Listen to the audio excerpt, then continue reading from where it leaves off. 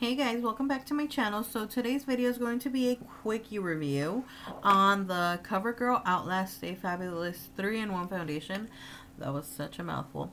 So I'm going to try to talk quick and get straight to the point.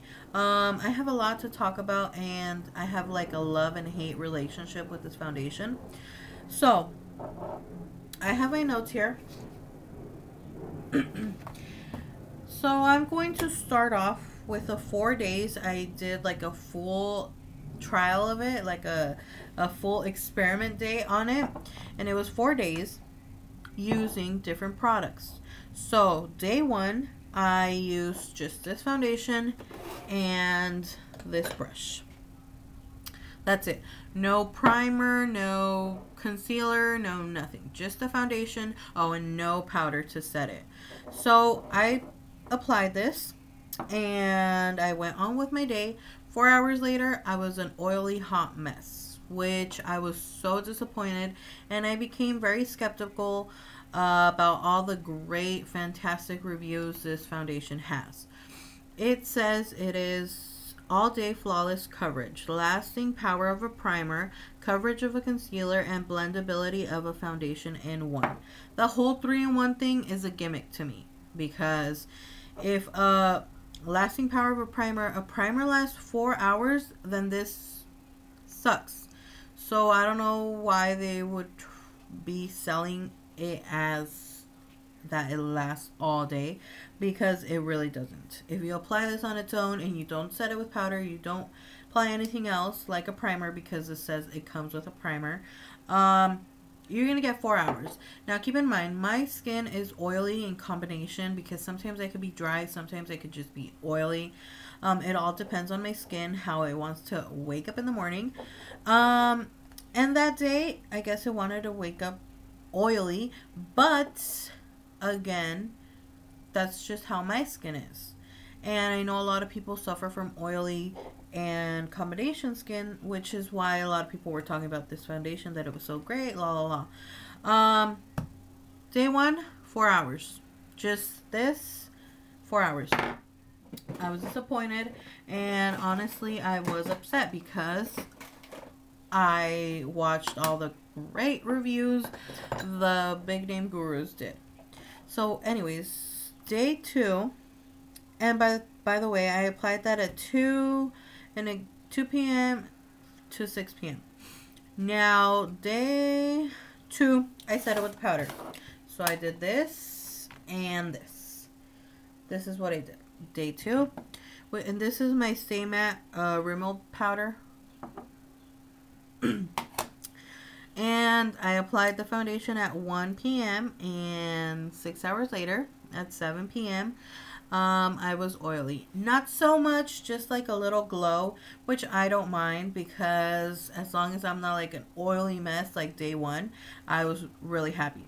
And 6 hours for me is a good amount of time, because I'm oily, and every other foundation I've used, like day 1 with this one, makes me like an oily hot mess.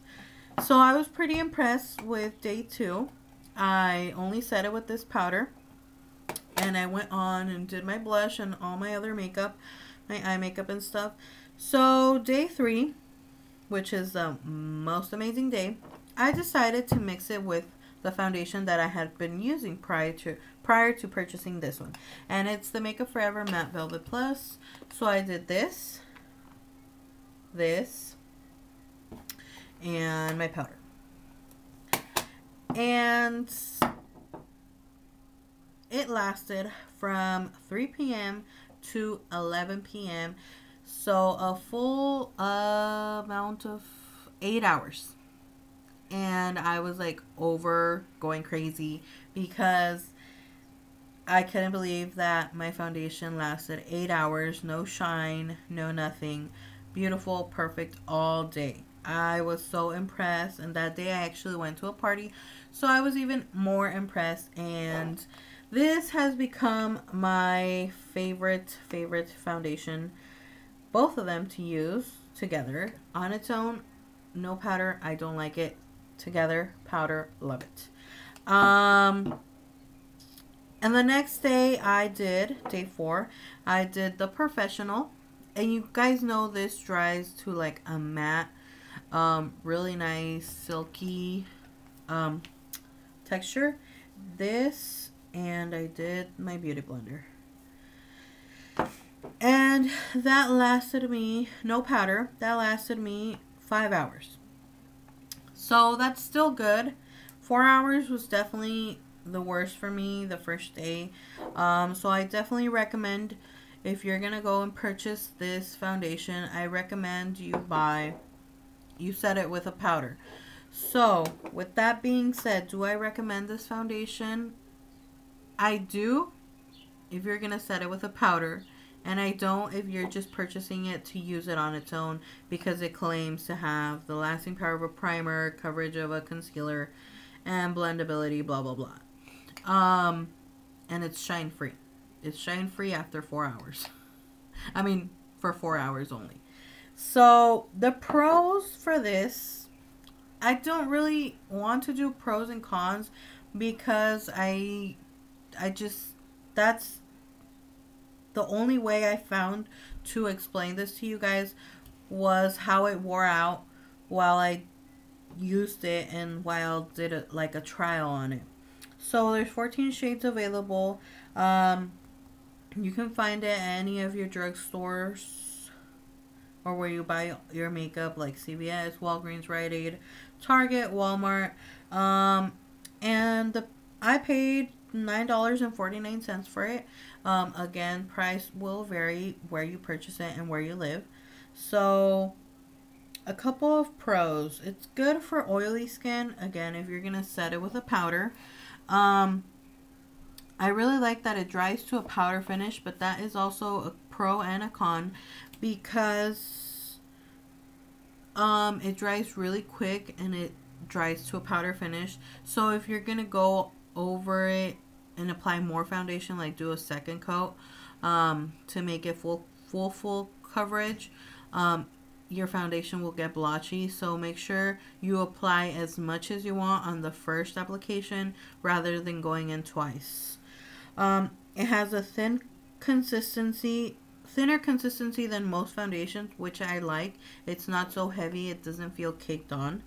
It has great coverage. It's a very natural feeling on your skin. You don't feel like you have, again, a cake of foundation on your face. And another pro and con, it dries quick. Again, you have to apply it quickly, let it dry to its powder finish, and not go over it with more foundation, because it will look blotchy. So, do I think it's good? A good foundation? Definitely. I would give it a B+. And you guys know that I'm very specific, and I really try these products out, buy them myself. So I give it a B+, because again, if you're gonna use it just no powder, it lasts 4 hours. At least it did on me. So like I say always, the products I review might work out differently for you. You might love them more than I do, or you might hate them more than I do. So again, I recommend this foundation if you're going to set it. I don't recommend it if you just buy it to wear it on its own.